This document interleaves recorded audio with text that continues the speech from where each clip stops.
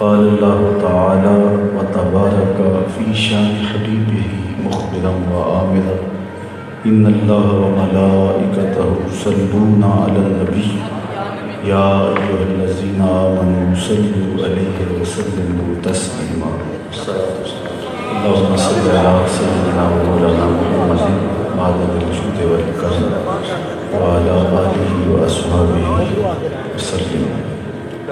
تمام حمد و ثنا تعریف و توصیف اللہ جل مجدہ الکریم کی ذات بابرکات کے لیے، رسول محتشم نبی مکرم حضور ختم مرتبت صلی اللہ علیہ وآلہ وسلم کے حضور ناز میں اپنی ارادتوں، عقیدتوں اور محبتوں کا خراج پیش کرنے کے بعد، معزز محتشم سامعین، آج کی یہ منعقدہ تقریب میلاد جس میں مجھے اور آپ کو حاضر ہونے کا شرف اور موقع نصیب ہوا، اللہ اس کی برکتیں ہماری روحوں میں اتار دے۔ ماہ ربیع الاول اپنی تمام تر جلوہ سامانیوں کے ساتھ ظہور پذیر ہوا اور اب اپنا دامن سمیٹ چکا ہے، لیکن حضور کی یادوں کی لو مدھم نہیں ہوئی۔ صدیوں قبل حضور اس دنیا پہ جلوہ گر ہوئے تھے، لیکن ماحول کی شگفتگیاں بتاتی ہیں جیسے کوئی کل ہی گزر کے گیا۔ زمین سے آسمان تک، آسمان سے لامکان تک ہے، کہاں کھولے تھے گیسو یار نے، خوشبو کہاں تک ہے۔ اتنا تذکرہ ہم نے کسی کا ہوتے دیکھا نہیں جتنا میرے حضور کا ہو رہا ہے۔ میرے امام تو بولے کان جدھر لگائیے تیری ہی داستان ہے۔ گھر گھر تذکرے ان کے ہیں، ہر لب پہ نعتیں ان کی ہیں، اور اہل ایمان کوئی بھی موسم ہو، کوئی بھی رت ہو، حضور کا ذکر کر کے اپنے قلب کی تسکین پاتے ہیں۔ آج شمسی تقویم کے حساب سے سال کی آخری تاریخ ہے، اور ان لمحات کے اندر حضور کی یادوں کی خوشبو بکھر رہی ہے۔ حضور کا ذکر ہمارے لیے تسکین ہے روح اور قلب کی۔ میرے شہر کے ایک پنجابی شاعر نے کہا تھا، تینوں سینے دی میں ٹھنڈ آکھاں، تینوں سینے دی میں ٹھنڈ آکھاں، شہد گلاب تے کھنڈ آکھاں۔ یہ انور مسعود صاحب ہیں تو مزاحیہ شاعر، لیکن جب نعت لکھنے پہ آئے تو قلم توڑ دیا۔ ان کا نام لبوں پر آئے، میٹھا میٹھا منہ ہو جائے، ان کے بول بہاروں جیسے اور اصحاب ستاروں جیسے، ان سا پیارا اور نہ کوئی، ان سے بچھڑ کے لکڑی روئی، جب وہ سیر کو جایا کرتے سر پہ بادل سایہ کرتے۔ تو ان کا تذکرہ، ان کی باتیں اہل ایمان کو تسکین دیتی ہیں۔ جب کوئی پوچھتا ہے یہ کہاں لکھا ہے تو مجھے حیرت ہوتی ہے، کیا حضور کے ذکر کے لیے بھی کسی دلیل کی ضرورت ہے؟ کبھی ایسا ہوا ہے کہ پھولوں کا تذکرہ چھڑا ہو اور بلبل کہے کہاں لکھا ہے؟ بات شمع کی ہو رہی ہو اور پروانہ دلیلیں ڈھونڈ رہا ہو، اور یہ بھی ممکن نہیں کہ بات سرکار مدینہ کی ہو رہی ہو اور امتی کو کسی دلیل کی ضرورت ہو۔ محب کے لیے اس سے بڑا سرمایہ کوئی نہیں، کوئی اس کے محبوب کا ذکر چھیڑ دے۔ آیت ذکر نعمان لنا فإن ذکرہ هو المسک ما کررتہ یتذوق۔ امام شافعی بولے میرے ممدوح کی باتیں کرو، ان کا ذکر کرو، ان کا تذکرہ ایسی کستوری ہے، تم جو سے چھیڑتے جاؤ گے خوشبو پھیلتی چلی جائے۔ مطرب سے کہو کہ چھیڑے ذرا اس جان تمنا کا قصہ، مطرب سے کہو کہ چھیڑے ذرا اس جان تمنا کا قصہ، فرقت کے بھیانک لمحوں میں کچھ دل کو سہارا ہو جائے۔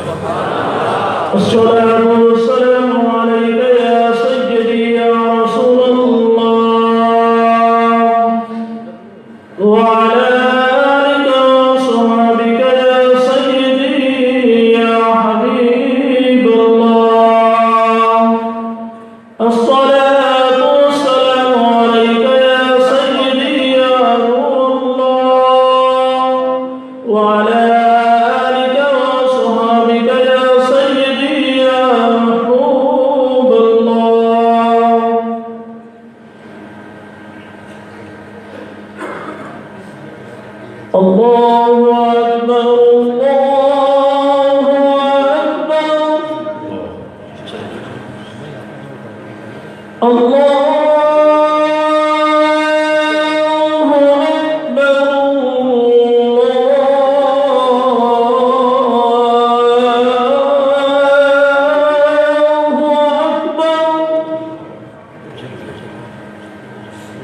أشهد أن لا إله إلا الله.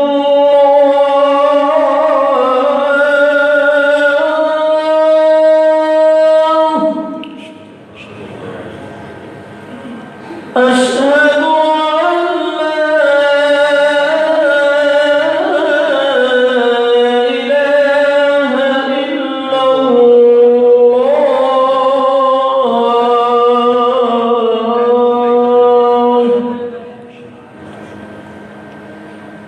أشهد أن محمدا رسول الله.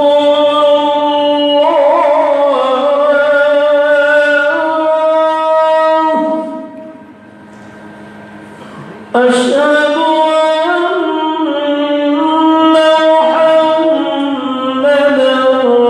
رسول الله.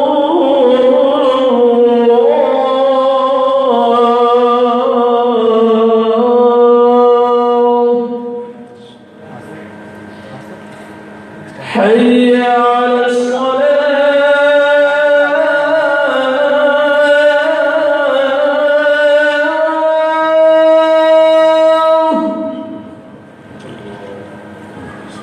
حي على الصلاة.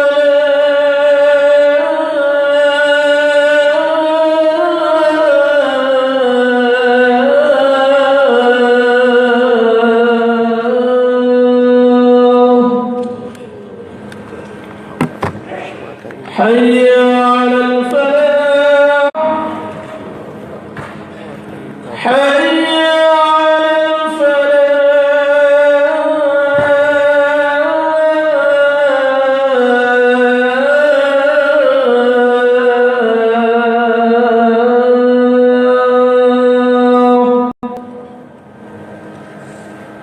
الله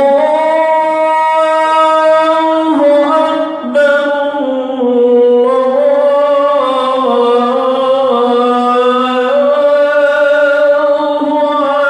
أكبر. لا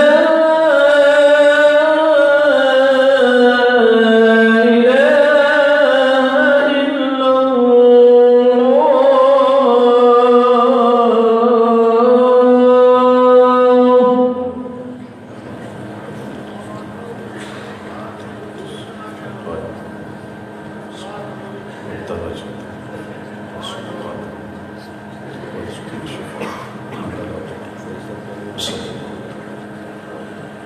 आओ मैं तुम्हें एक मजलिस में ले चलूं जिसको मुनअक़िद होने के लिए मस्जिद नबवी का सहन मुयस्सर है। आप खुश नसीब हैं कि आज की इस महफिल मिलाद में आप हुजूर दातागंज बख्श अली हजवेरी की चौखट पर बैठे हैं और ये पुरनूर मस्जिद का माहौल। लेकिन मैं आपको जिस मजलिस की कहानी सुनाने लगा हूँ उसको मस्जिद नबवी का सहन मुयस्सर आया। सहाबा बाहम मजलिस बपा किए बैठे थे, हुजूर ख़ुद तशरीफ़ ले आए। हम तो हाथ जोड़ के अर्ज़ करते हैं, सुना है आप हर आशिक के घर तशरीफ़ लाते हैं, हमारे घर भी हो जाए चराग़ आरज़ू। लेकिन ये कैसी खुशबख्त मजलिस थी जहाँ हुजूर ख़ुद जलवा फिराज हुए। मजमा साहब लगा था, मजलिस बपा थी, हुजूर तशरीफ़ फरमा हुए और आते ही इरशाद फरमाया मा अजलसकुम, सहाबा तुमने आज यहाँ बैठने का मकसद क्या है, क्यों बैठे हो? मा अजलसकुम, तुम्हें किस चीज़ ने बिठाया है, क्यों बैठे हो? आपसे कोई ये सवाल करे तो आपका बर्जस्ता जवाब यही होगा हम ज़िक्र रसूल के लिए बैठे। तो सहाबा ने जो जवाब दिया वो सुनिए। अर्ज़ की जलसना नज़्कुरुल्लाह व नहमदुहु अला मा हदाना लिदीनिही व मन्ना अलैना बिका। हमारे बैठने का मकसूद ये है कि हम अल्लाह की हम्द बयान कर रहे हैं, उसका शुक्र अदा कर रहे हैं इस बात पर कि उसने हमें हिदायत दीन दी और आपकी सूरत में हमारे ऊपर इनाम किया। हम इसका शुक्राना अदा करने बैठे हैं कि आप जो मिल गए, फजल रब्बुल उला और क्या चाहिए, मिल गए मुस्तफ़ा और क्या चाहिए। तो वो अर्ज़ गुज़ार हुए, हम इसलिए बैठे हैं कि हिदायत इस्लाम नसीब हुई और अब्बा को हैरत तो ہوئی ہوگی، لیکن انہوں نے برجست عرض کی حضور ہم قسم اٹھاتے ہیں، ہم حلف دیتے ہیں کہ ہمارے بیٹھنے کا کوئی اور مقصود نہیں۔ حضور نے باقاعدہ ان سے حلف لیا، انہوں نے باقاعدہ قسم لی۔ جب وہ قسم دے چکے تو ان کے چہروں پر حیرت و استعجاب کی کیفیت تو تھی۔ میرے حضور نے ان سے مخاطبہ کرتے ہوئے فرمایا کہ میں تم سے جو ابھی قسم لی ہے یہ کسی تہمت کی بنیاد پر نہیں لی، تمہاری قول کی صداقت پر مجھے کوئی شک نہیں گزرا تھا کہ میں قسم سے تصدیق چاہیے، بلکہ ماجرا کچھ اور تھا۔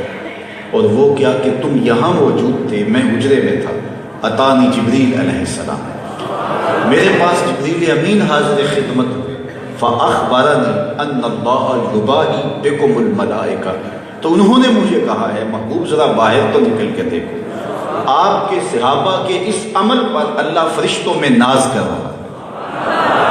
وہ عمل کون سا تھا جس عمل پر رب ہو کے ناز کر رہا؟ تو وہ عمل یہ تھا کہ صحابہ مل بیٹھ کر کے حضور کے آنے پر اللہ کا شکر ادا کرتے، اور یہ بات ایسی تھی کہ اللہ فرشتوں میں ملائے اعلیٰ میں ناز فرما۔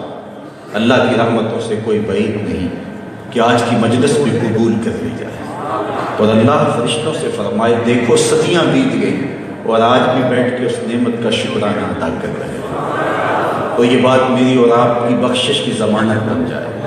باقی جہاں تک حضور کی صورت میں انعام خداوندی کے شکرانے کی بات ہے، ساری زندگی حضور کا میلاد کرتے رہیں اور سجدوں میں گزار دیں ساری زندگی، حق کے شکر پھر بھی ادا نہ ہو۔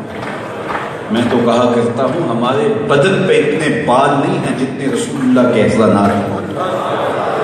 خدا شناسی تو دور کی بات ہے، ہم خود شناس بھی نہ ہوتے اگر حضور بھی نہ آتے۔ اگر حضور نہ آتے ہمیں اپنی ذات سے ملاقات نہ، خود ہی کا تعقل نہ ہوتا، ذات سے آگہی نہ ہوتی۔ مجھے بتاؤ انسان اشرف المخلوقات ہونے کے باوجود درختوں کو، اجرام فلکیہ کو اور چلتی ہواؤں کو، بہتے پانیوں کو، جلتی آگ کو اپنا معبود نہیں سمجھتا تھا؟ انسان کی تقدس مار پیشانی کہاں کہاں رسوا نہیں ہے۔ انسانی ذلت کا عالم تو یہ تھا کہ مچھلی پکڑنے کے لیے کانٹے کے ساتھ جو کیچوا لگایا جاتا ہے، کسی زمانے میں یہ بھی انسان کا معبود رہا ہے۔ اور مجھے بتاؤ جس کو یہ بھی نہ پتا ہو کہ میں کون ہوں، اس کے پلے ہوتا کیا ہے؟ اقبال نے کہا تھا نا کہ اپنے من میں ڈوب کر پاجا سراغ زندگی، تو میرا نہیں بنتا تو نہ بن، اپنا تو بن۔ یہ تو اپنا بھی نہیں تھا، اسے تو پتہ ہی نہیں تھا کہ میں کون ہوں۔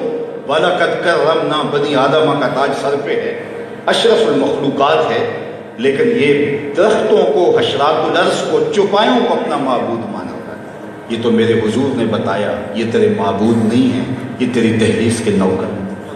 چاند کو پوچھتا ہے یہ دیکھ انگلی اٹھتی ہے اور وہ ٹکڑے ہو کے قدموں میں آتا ہے۔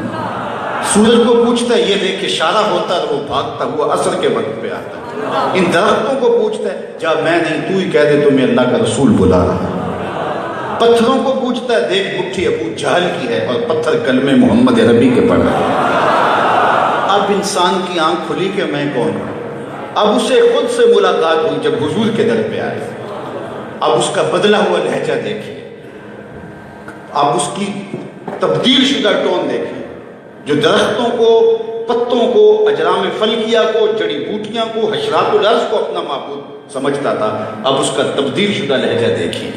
اب وہ بولتا ہے فرشتہ کہنے سے میری توقیر گھٹتی ہے، میں مسجود ملائک ہوں، مجھے انسان رہنے دو۔ اب اس سے پتا چلا کہ میں کون ہوں۔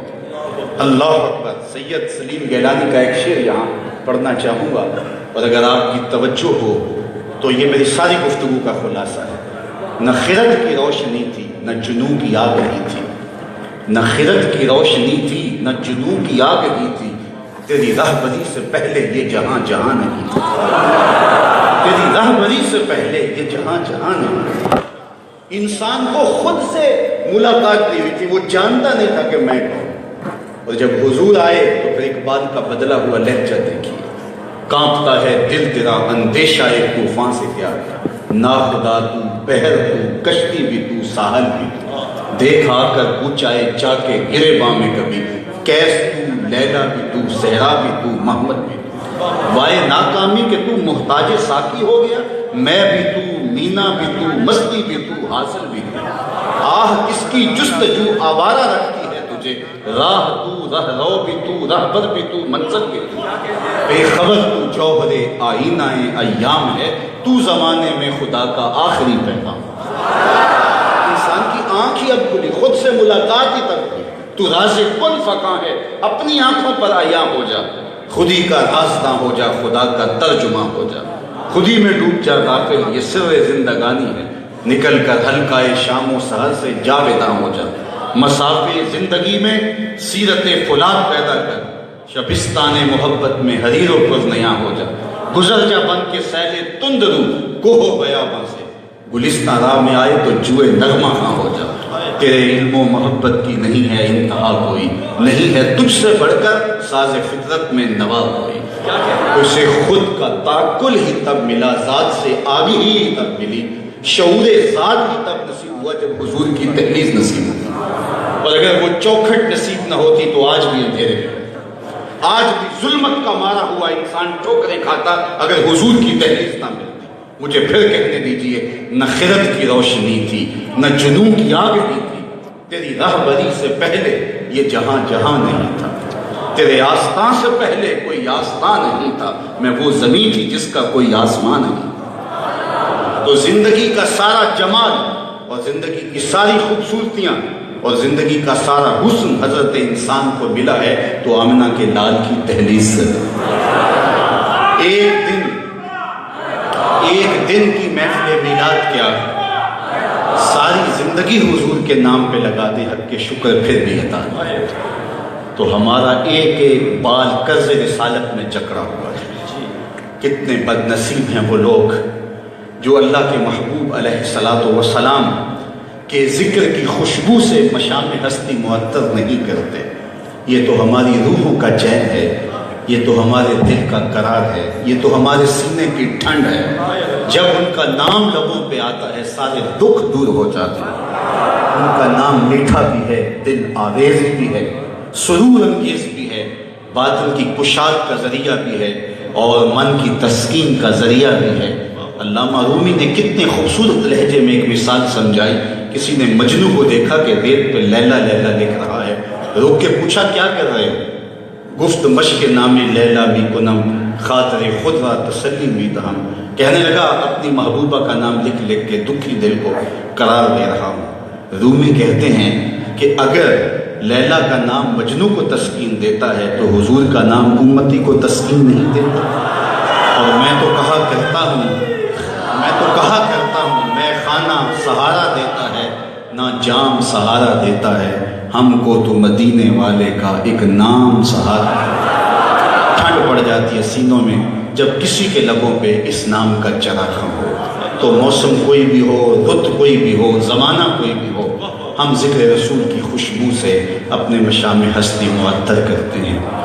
آج شام کے آغاز ہوتے ہی ذکر رسول کی دھونی یہاں رمائی گئی اور رات گئے تک ذکر کی یہ خوشبو مہکتی رہے گی اور حضور کا ذکر ہماری روح کو قرار دیتا رہے گا۔ وہ بد نصیب جو آج کی رات بدبختیوں میں بسر کریں گے وہ دیکھیں کہ یہ لوگ کتنے خوش نصیب ہیں جن کی راتیں حضور کے ذکر کی مہک میں گزریں گی اور گنبد خضرا والے پر درود و سلام پڑھتے ہوئے شب گزاریں گے، اور محبتوں کا رنگ کتنا گہرا ہوگا جبکہ دنیا دنیاوی رنگینیوں میں مبتلا ہوگی اور یہ حضور کے سبز گنبد کے رنگ میں رنگ جائیں گے، اور وہ پیار حضور کی محبت کا، اللہ اکبر، وہ کیا کسی نے کہا تھا نا، ہے مسے خام تو اس طرح سے کندن کر دو، ہے مسے خام تو اس طرح سے کندن کر دو، دل کو یاد شہ کونین کا مسکن کر لو، سبز گنبد سے یوں تعلق بناؤ نازش کہ روح بھی اپنی ہرے رنگ سے روغن کر لو۔ وآخر دعوانا ان الحمد للہ۔